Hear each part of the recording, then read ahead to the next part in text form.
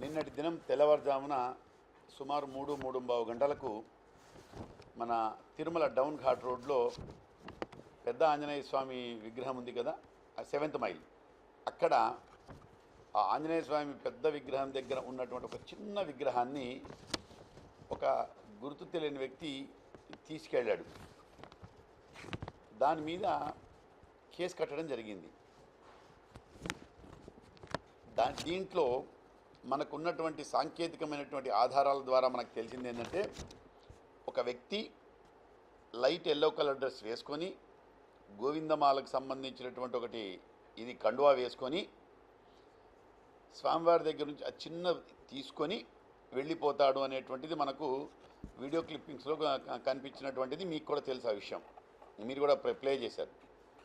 So దానికి సంబంధించి సాంకేతికంగా ఇతను ఎవరు, ఎక్కడి నుంచి వచ్చాడు, back to back, front to front అలా చూసుకుంటూ వెళితే మనకు ఈ కేసులో ముద్దాయి పొన్నూరు జశ్వంత్ కుమార్ అని మనకు ఎస్టాబ్లిష్ అయిపోయింది.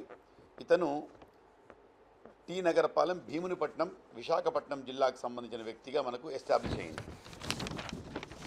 అయితే ఈ కేసు జరిగినప్పటి నుంచి రాష్ట్ర ప్రభుత్వం ప్రతిష్టాత్మకంగా తీసుకొని, అదేవిధంగా ప్రభుత్వం మన తిరుపతి జిల్లా ఎస్పీ గారిని, సుబ్బరాయుడు సార్ని, అదేవిధంగా టీటీడీకి సంబంధించిన సివిఎస్ఓ మురళీకృష్ణ సార్ని ఇద్దరికీ తగినటువంటి ఆదేశాలు ఇస్తూ ఈ కేసును వీలైనంత త్వరగా డిటెక్ట్ చేయాలని ఆదేశాలు రావడం జరిగింది.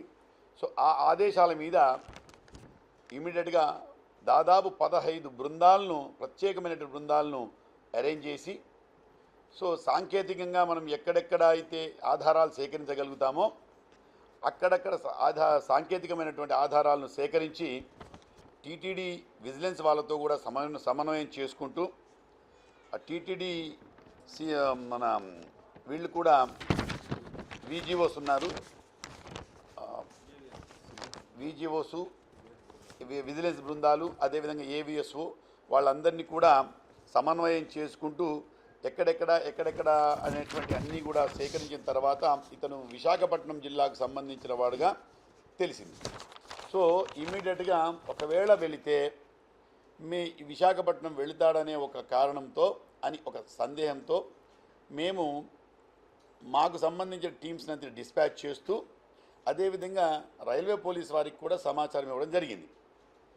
సో ఆ పర్టికులర్ సమయంలో ఒక ట్రైన్ పోతూ ఉంటే ఆ ట్రైన్లో మా ప్రత్యేకమైన బృందాలను ఎక్కించి గాలిస్తే అతను దొరికాడు. అతన్ని అదుపులోకి తీసుకోవడం జరిగింది.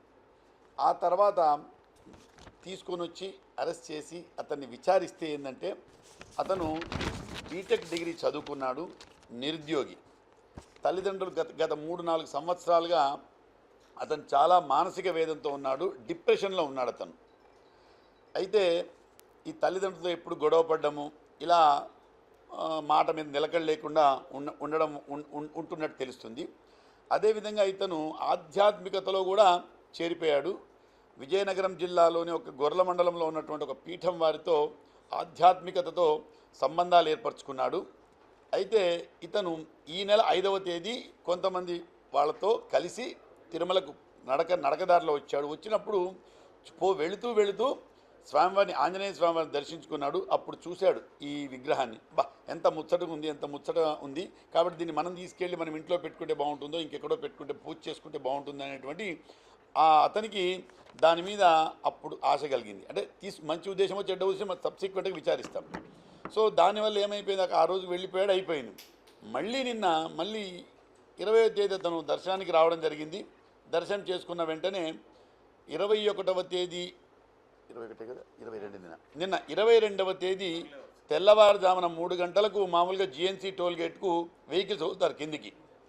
అప్పుడు ఒక జీప్ ఎక్కి, ఆ జీప్లో ఎక్కిన తర్వాత జీప్ అతనితో చెప్తాడు, అయ్యా నేను ఆంజనేయ స్వామికి దండం పెట్టుకొని రావాలా, ఒక్క నిమిషం ఆపండి అని. సో అక్కడ ఒక నిమిషం ఆపిన వెంటనే ఇతను పరుగున వస్తాడు, దండం పెట్టుకుంటాడు, ఆ విగ్రహం తీసుకుంటాడు, షాల్లో కప్పుకుంటాడు, నేరుగా మళ్ళీ బండి ఎక్కుతాడు. సో తర్వాత అక్కడ నుంచి యథావిధిగా అతను వెళ్ళిపోతాడు, కింద దిగుతాడు. అక్కడ నుంచి అతను విశాఖపట్నంకు వెళ్ళే ట్రైన్లో వెళ్ళిపోతాడు. దీనికి సంబంధించి ఆ జీప్ యొక్క డ్రైవర్ని, జీప్ యొక్క నంబర్ని కూడా గుర్తించడం జరిగింది. జీప్ అతన్ని కూడా విచారించడం జరిగింది. విచారిస్తే ఇతనే సార్ పోయింది, నన్ను ముందే అక్కడ జేఎన్సీలోనే చెప్పాడు, నన్ను ఒక నిమిషం అక్కడ ఆపండి అని చెప్పాడు, కాబట్టి ఆపింది వాస్తవమే సార్, ఇతనే సార్ అని అన్నారు.